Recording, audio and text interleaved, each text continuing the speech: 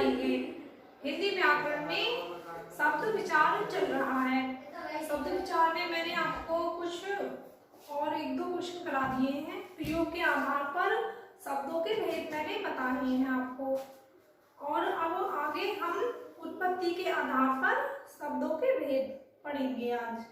तो उत्पत्ति के आधार पर शब्दों के भेद 4 होते हैं। उत्पत्ति के आधार पर शब्दों के भेद होते हैं 4। तद्भव, तत्सम और देशी और विदेशी, ये 4 शब्द होते हैं उत्पत्ति के आधार पर शब्दों के। तो नंबर 1 है हमारा तत्सम शब्द। पहला तत्सम शब्द में संस्कृत भाषा के वे सभी शब्द जो मूल रूप में हिंदी में प्रयुक्त होते हैं, यानी संस्कृत भाषा के जो शब्द हैं वो मूल रूप से हिंदी में प्रयुक्त होते हैं, वे तत्सम शब्द कहलाते हैं। यानी कुछ जो शब्द हमारे ऐसे हैं संस्कृत के, हम उन्हें हिंदी के साथ प्रयोग करते हैं, बोलते हैं, तो वे शब्द हमारे तत्सम शब्द कहलाते हैं। जैसे अग्नि, अग्नि को हम हिंदी के साथ भी प्रयोग करते हैं। अग्नि, पुष्प, मयूर, भ्राता, सूर्य, दुग्ध आदि। लेकिन वैसे ये हमारे संस्कृत के शब्द हैं। मयूर संस्कृत का ही है, हिंदी में इसको मोर कहते हैं, लेकिन इसको हम अब हिंदी के साथ प्रयोग करते हैं। तो ये जो हम हिंदी के साथ प्रयोग करते हैं संस्कृत वाले शब्द, वो हमारे तत्सम शब्द कहलाते हैं। नंबर 2 है हमारा तद्भव शब्द। तद्भव शब्द में संस्कृत भाषा के वे शब्द जो हिंदी भाषा में परिवर्तित कर सरल रूप में प्रयुक्त किए जाते हैं, उन्हें तद्भव शब्द कहते हैं। यानी संस्कृत भाषा के वे शब्द जो हिंदी भाषा में सरलता से, मतलब हिंदी भाषा में सरलता से बदलकर हम उन्हें हिंदी में ही प्रयोग करते हैं। जैसे संस्कृत भाषा के वे शब्द में जो सभी शब्द होते हैं जो हिंदी भाषा में परिवर्तन हो जाते हैं सरलता से, फिर हम उन्हें हिंदी के साथ प्रयोग करते हैं, वे शब्द हमारे तद्भव शब्द कहलाते हैं। जैसे है हमारा आग, दूध, मुंह, खेत, रात आदि। यानी कि आग हमारे हिंदी का शब्द है। जो संस्कृत के शब्द हम हिंदी में बदल लेते हैं, उन्हें हम तद्भव में प्रयोग करते हैं। जैसे कि आग, दूध, मुंह, खेत, रात आदि। अगर हम इन्हें तत्सम में प्रयोग करेंगे, जैसे कि आग को हम तत्सम में प्रयोग करेंगे तो अग्नि में करेंगे, अग्नि।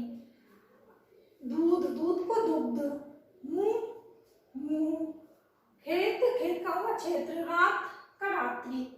तो ये जो हिंदी में हम प्रयोग करते हैं संस्कृत वाले शब्दों को, वो हमारे तद्भव शब्द कहलाते हैं। और नंबर 3 है देशज शब्द। देशज शब्द क्या होते हैं? प्रतिदिन बोलचाल में प्रयुक्त होने वाले हिंदी भाषा के शब्दों को देशज शब्द कहते हैं। यानी जब हम प्रतिदिन की अपनी बोलचाल की भाषा में जो शब्द यूज करते हैं वो हमारे देसी शब्द कहलाते हैं, देशज शब्द कहलाते हैं। जैसे कि गाड़ी, पेट, पगड़ी, जूता, डिबिया और बहुत सारे शब्द हैं, लोटा आदि। इस तरह के जो शब्द होते हैं जो हम अपनी बोलचाल की भाषा में प्रयोग करते हैं, यानी वो किसी भाषा के शब्द नहीं होते, ना ही हिंदी, ना इंग्लिश के, ना ही उर्दू, फारसी वगैरह के। मतलब जो हम अपने हमारे जैसे कि एक क्षेत्र में प्रयोग होते हैं कुछ शब्द, वो हमारे देशज शब्द कहलाते हैं। नंबर 4 है हमारा विदेशी शब्द। विदेशी शब्द वो होते हैं जो किसी देश से लाए हुए होते हैं, किसी एक देश के या किसी भाषा के शब्द जो होते हैं वो विदेशी शब्द कहलाते हैं।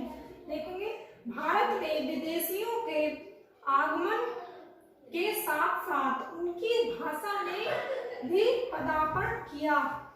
यानी जब विदेशी लोग हमारे देश में, भारत में आते जाते रहते हैं तो उनके साथ उनकी भाषा भी साथ ही आती है। जैसे कि अगर अंग्रेज आते हैं तो अंग्रेजी भाषा उनके साथ आती है, वो अंग्रेजी के कुछ शब्द बोलते थे, जैसे बोलते हैं तो कुछ शब्द हम यूज कर लेते हैं, उनके प्रयोग कर लेते हैं, तो वही शब्द विदेशी शब्द के रूप में हम प्रयोग करते हैं, जिससे उनकी भाषा ने भी हिंदी में स्थान बना लिया है, वे विदेशी शब्द कहलाते हैं। जैसे कि भारत में विदेशियों के आगमन के साथ साथ उनकी भाषा ने भी पदार्पण किया, जिससे उनकी भाषा ने हिंदी में स्थान बना लिया है, वे विदेशी शब्द कहलाते हैं। जैसा कि मैंने बताया, जैसे विदेश से कोई भी लोग आते हैं कोई सी भाषा के, वो हमारे देश में अपनी भाषा की कुछ छाप छोड़ जाते हैं, यानी कुछ शब्द जैसे हमें अच्छे लगते हैं तो हम यूज करते हैं उनको, तो वही शब्द विदेशी शब्द कहलाती है। जैसे स्कूल, रेल, शादी, औलाद, फुटबॉल आदि और बहुत सारे शब्द हैं, ये शब्द हमारे विदेश के ही हैं, विदेशी शब्द हैं। तो ये सब आपको समझ में आया होगा। आज इतना ही करेंगे सब बच्चे अपनी कॉपी पर। धन्यवाद।